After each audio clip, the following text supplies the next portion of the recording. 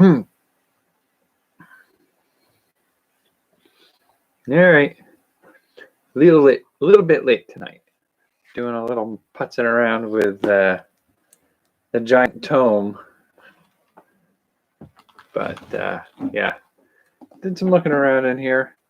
I guess the software as it comes only includes the campaign. It doesn't include the extra things, but quite frankly, it seems like I'm able to make my own brushes, so I might be able to just work around that. There's nothing saying I can't draw my own city maps. Yeah, taking a look at some of this here. Campaign cartographer. The bottom window contains two types of shields. Those on the left are made for multi-polys. The two inboxes are composites made up of many squares or diamonds. Yeah. Adding the changes. Now you've got a blank shield, so you can make shields.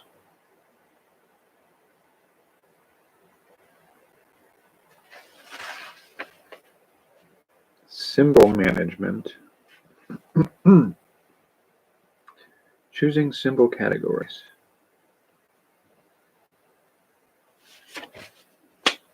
Yeah, there's some possibilities here. So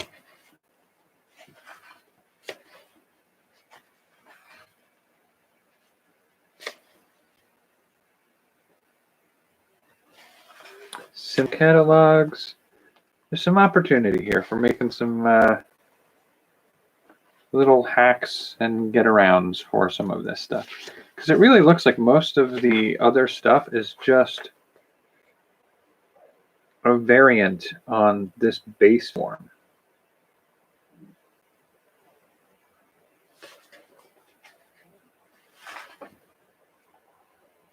So if I make custom symbols and custom pieces for building the maps on, I think I can actually do some of the things it says I might not be able to do.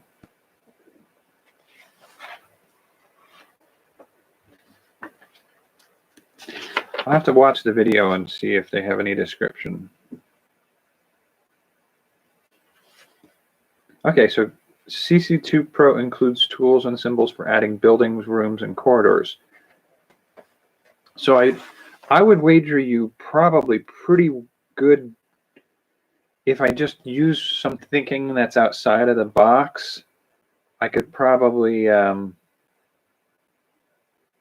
just learn how to include my own cut and paste tabs so that I can make paper model landscapes.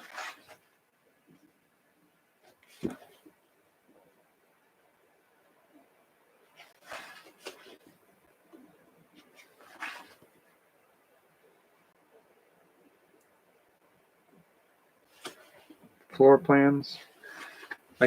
I'm still having a little bit of trouble with it not communicating clearly what ends where, because it does seem to have a fair amount of stuff in here that's implied to be, or it talks about in detail, but it's not in this software. So anything else on there?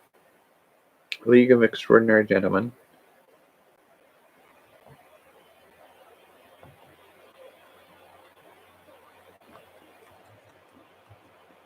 And we did coffee too, right?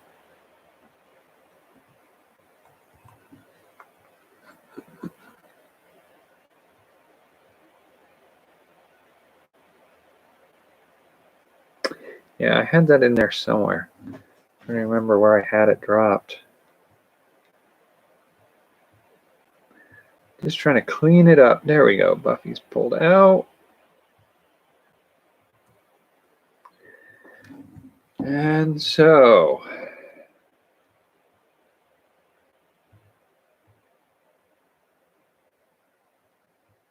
if we do a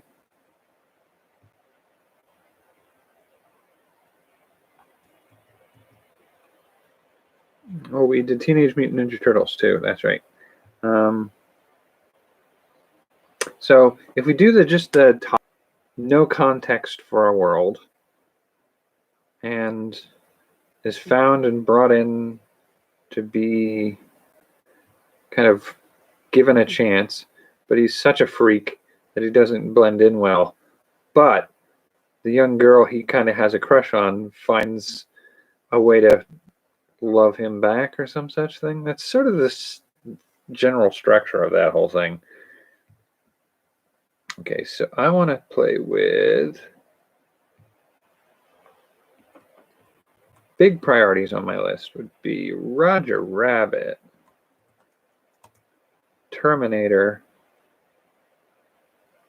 I think Fantasy Island could be fun to try to do.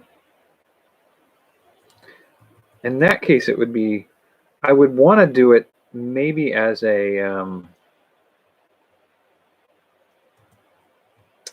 comic book series, but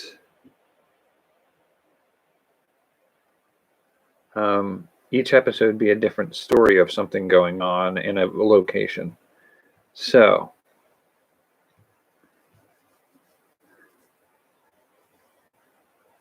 Beetlejuice might be something worth playing with.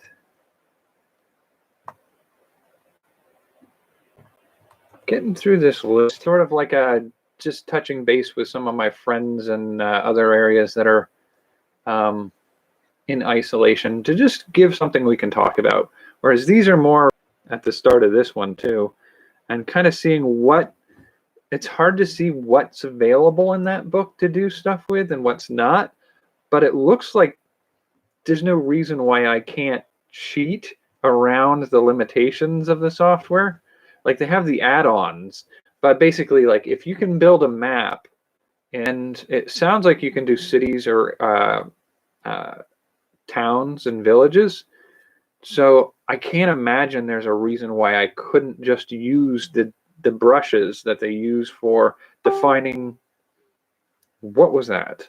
Defining where the roads are. So like if you have a cobblestone road, if I just built out a flattened structure in cobblestone roads and made room for including glue up tabs and lines where I would do folding on it, I could actually then print those maps out and glue them together like three-dimensional structures instead of having to pay, what was it, $40 for the diorama software. Like you can do the same stuff in that. If I take a structure and just say like wall and just lay them next to each other, and then here's the south side of the roof, and here's the north side of the roof, and here are the two edges, that the hangovers on either side, and then just put them in as if they're the roads or the groundwork or the docks or whatever you use to build that town structure, and then print it out, cut it, and then glue pieces together. Yeah, I can totally do that. There's absolutely no reason why I shouldn't be able to do that. And so I should be able to make it go further than it seemed to. Do something like the symbols and artwork and flags and those types of things, just again reuse it in a way that it's not really meant to be used. I'll have to play with it to see how much it'll let me do and how much I can cheat to get it to do for me.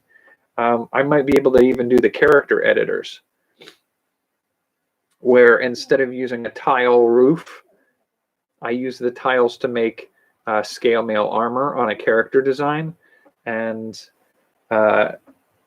make a, I mean, it's not the same thing as the software they offer at their website, but a nice aesthetic that I like about what I've been able to achieve with hand-drawn, where I'm not sure it's as easy to do with that sort of setup. But if I can take my hand-drawn, seems to think it can do. We'll see, though. But what we're doing right now is story creation. That I did a while back. Each night, I think we'll probably end up with like 3 videos a night. We'll see how that goes. I know I'm debating, depending on where things end up going over the next couple weeks. I may not stick around with that job through summer. We'll see. But for right now, thinking about the different movies and TV series that we could play with right now. What am I going to work with? So what story is going to be played with?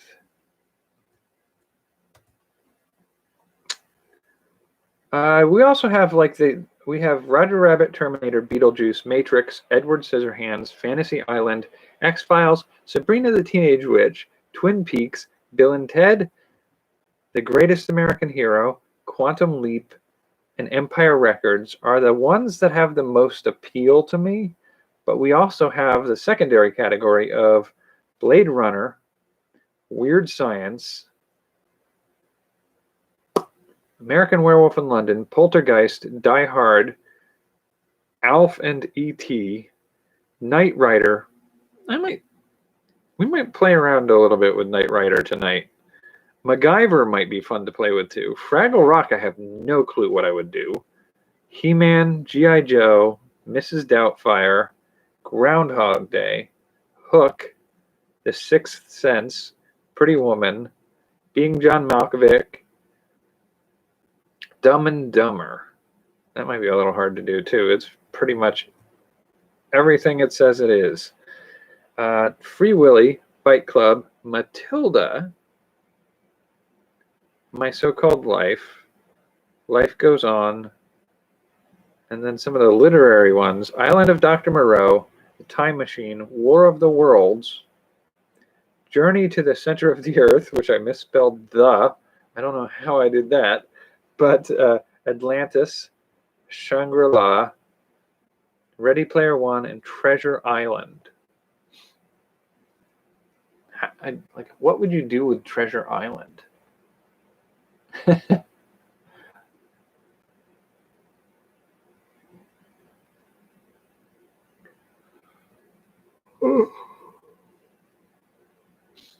You could do a cyberpunk Treasure Island, I guess, where it's not sailing the seas, it's sailing the internet, and you find a hidden trove of something interesting. And Roger Rabbit, Terminator, Beetlejuice.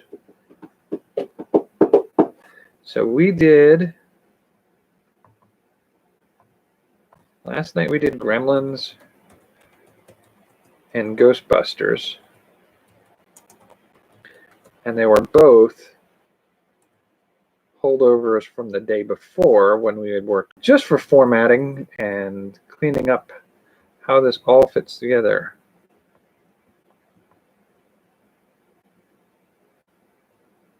I love it when my operating system doesn't want to play games with me.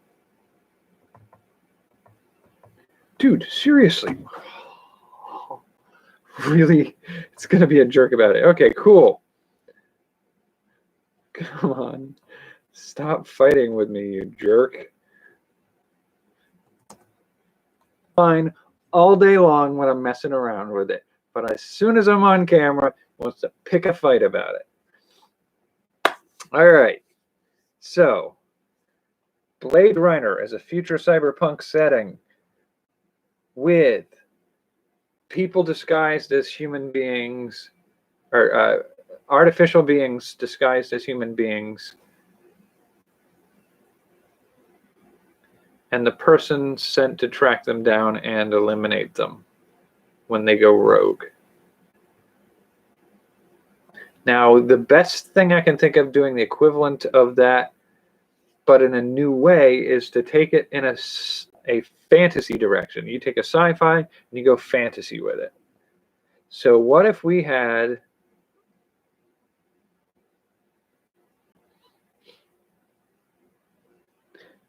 built this story around the idea of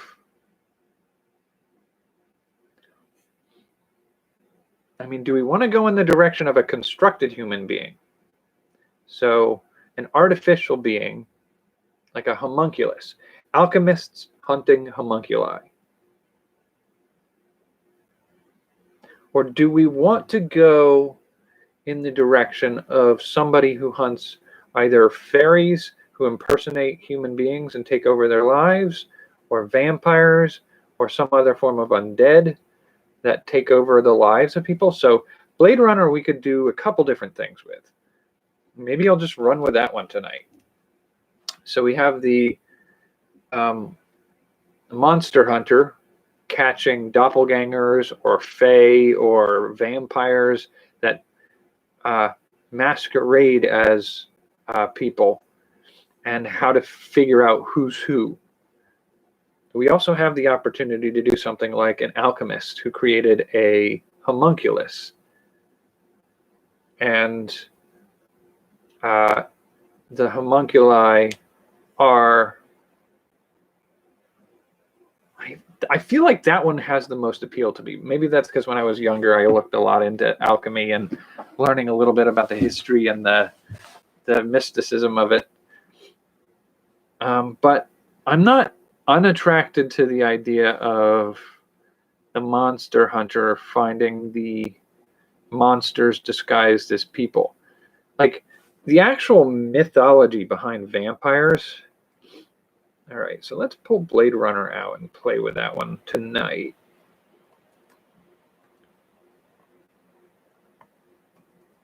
So the actual stories you hear of like a vampire is like people don't know what it is, or like werewolves or things like that, is people don't know who it is or what it is. They just know that something's loose in the town called them. And I can see a Blade Runner style story done that way. I mean, that's really what Blade Runner is. And then there is a part of me though that maybe it's the steampunk feel, or maybe not even full steampunk, but the idea of a setting in which alchemists have created these created beings, these homunculi, who serve as a subject population to do the bidding of their masters. But some have rebelled and escaped. I mean, that's Blade Runner is sort of a combination between like a vampire hunter, future technology.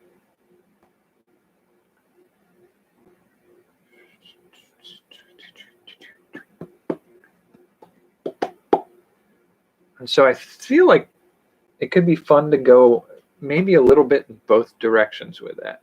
So if we were going to do a vampire hunter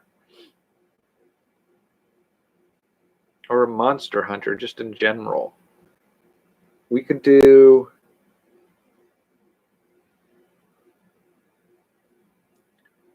like, to really make the Brothers Grimm or whatever that movie was a few years ago.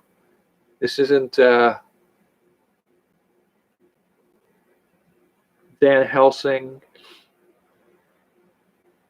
This is,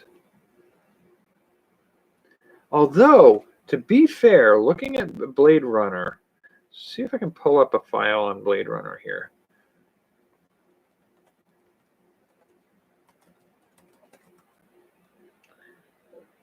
Blade Runner was based on Philip K. Dick's novel, Do Androids Dream of Electric Sheep? Okay, so the themes, the film operates on multiple dramatic and narrative levels. It employs some of the conventions of film noir. So doing a very noir style fantasy.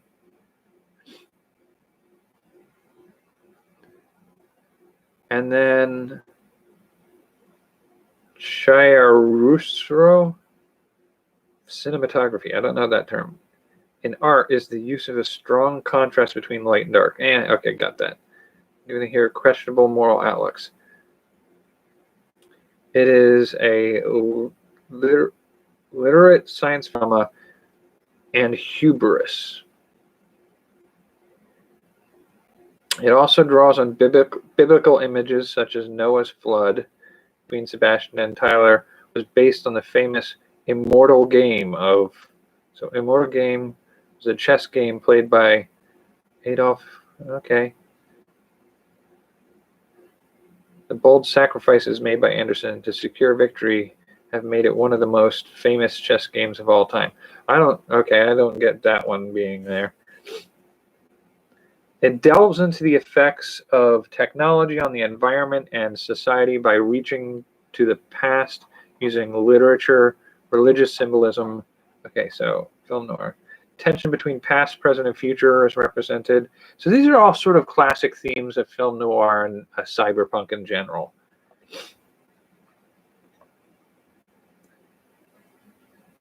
The question of whether Deckard is intended to be human or a replicant has been an ongoing controversy since the film released. So that is something that was sort of what I was looking for there. I do remember there being some question as to whether or not the main character was human or not. And the way that sometimes plays out in like vampire hunter fiction is a little more along the lines of they're Dhampir, which is a half vampire or descended from vampires. So like one of their ancestors was half vampire. So some aspect of that could be played out in the monster hunter. Do they classify as human if they have a monster in their past? Wanted Deckard to be human, while Hampton Fancher preferred ambiguity. Ridley Scott has stated that in his vision, Deckard is a replicant.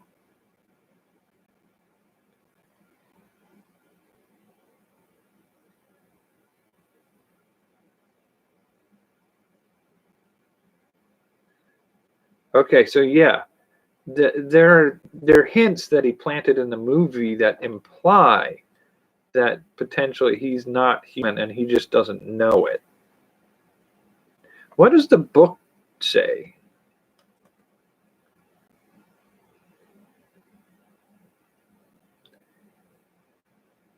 Okay, so this is following a devastating global war called World War Terminus. The Earth's radioactively polluted atmosphere leads to the United States to encourage emigration to off-world colonies to preserve humanity's. So they manufacture the androids on Mars, but certain androids violently rebel and escape to Earth, where they hope to remain undetected. Therefore, American and Soviet police departments remain vigilant, keeping bounty hunting officers on duty.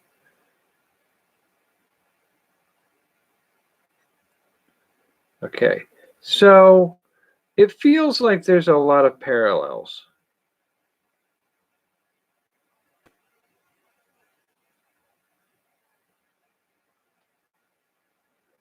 I'd have to really have a good solid read through on both of those scores.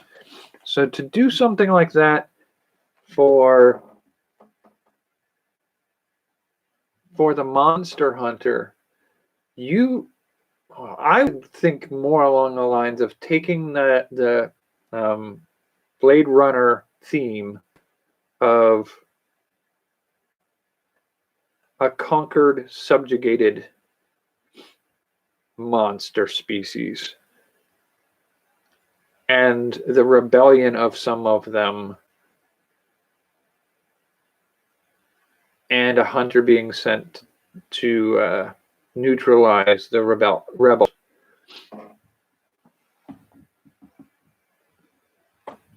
That gets pretty dark pretty fast, and it deals pretty. And just to a certain degree, to make this a sympathetic cause is harder to do unless you really, really dehumanize the enslaved beings. But if you dehumanize them to that degree, they can't hide as well among the human population.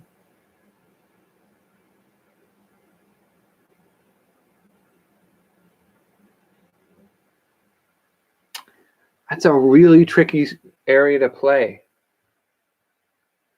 Super tricky to play at.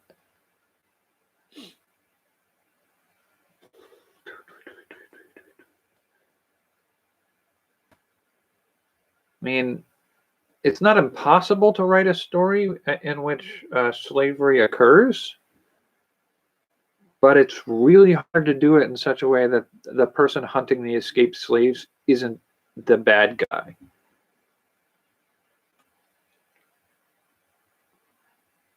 How would you do that? Like, that's a real writer's challenge, right? So you'd want to make the Decker character be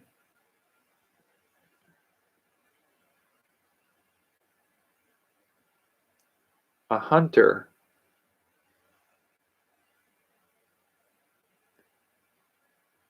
of inhuman beings who are trying to pass themselves off as humans and hide after rebelling against other humans. What monsters could we play with? I mean, there's a part of me that wants to say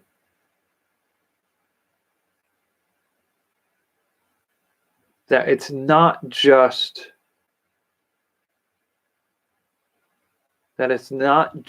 a being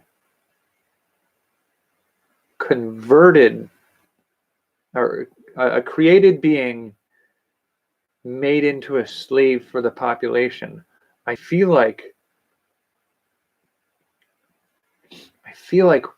it. The idea might be to do something like a you have monsters, and a wizard or somebody like that finds a way to hatch a brain-eating parasite that they inject into captured monsters, humans.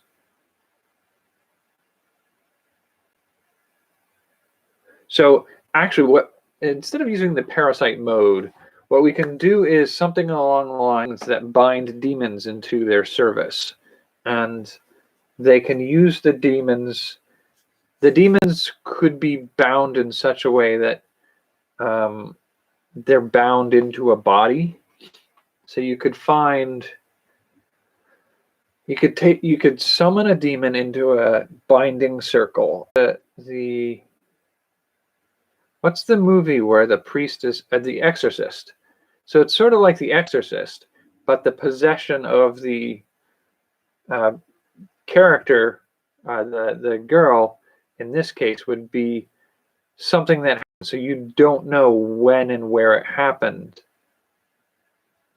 and you don't know who that demon is or that spirit that's possessing them.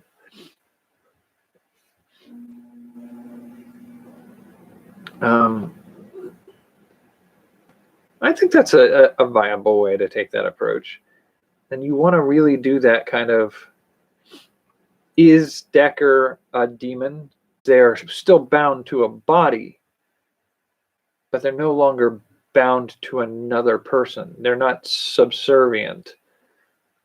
And so they're on the loose, and it's about tracking them down and eliminating them before they can become a problem to the world.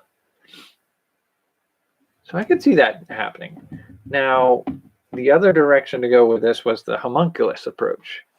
And that one is a little more near and dear to my heart. the idea of an alchemist trying to create another living being and going through a recipe or a series of trials to achieve this effect, and doing it well enough that there's more than one of them out there, and they're sort of like a status symbol to own a homunculus, but the homunculus have freed themselves. Some of them have freed themselves and rebelled.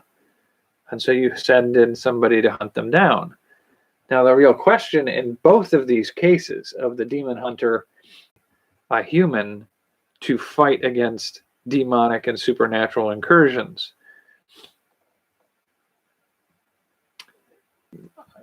One, we're right now at 0 viewers. A minute ago we had 1, and a minute before that we had 2. I don't know if we're losing signal or what.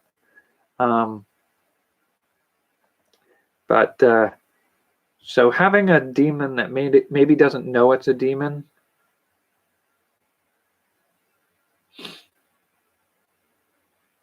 Ooh, that's not a bad approach, actually. You could do sort of like the Dompiers, the half vampires or descended from vampires. You could have somebody was trained to hunt monsters. And monsters in this case are spirits or demons possessing the bodies of creatures of any kind.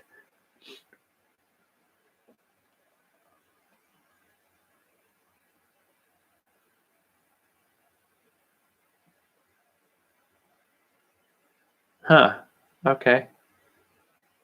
So we'll see if my computer says it does the whole run when I'm done. Because I think I've had a few times where mine pulls up a difficulty with a signal, but then it just picks right back up and goes again. And when I look at the end of the night, it usually says that if mine says I was on for an hour and 8 minutes, it usually says the video as it remains on the website is the same size. So I'm hoping I'm not losing huge chunks of my videos right now.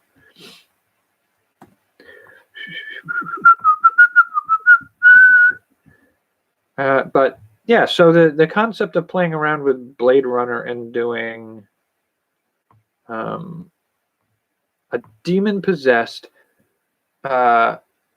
or demon or spirit possessed entities look.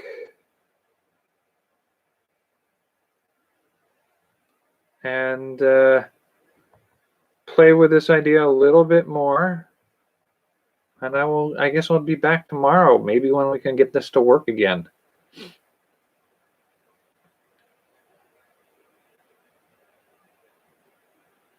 So, I mean, if we're seriously losing 20 or more minutes of my videos, I'm going to be very disappointed. I'm going to have to go watch this tonight and see what we've lost and what we haven't.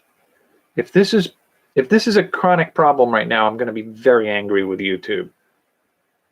Because I haven't changed a thing in any of my settings in the last 4 weeks. Everything should be working just fine. So if we're losing whole chunks of my videos, I'm going to be very put out. It looks like all of my hour-long videos or more of the last week, I feel like I've done, like I think maybe the last 2 were shorter, but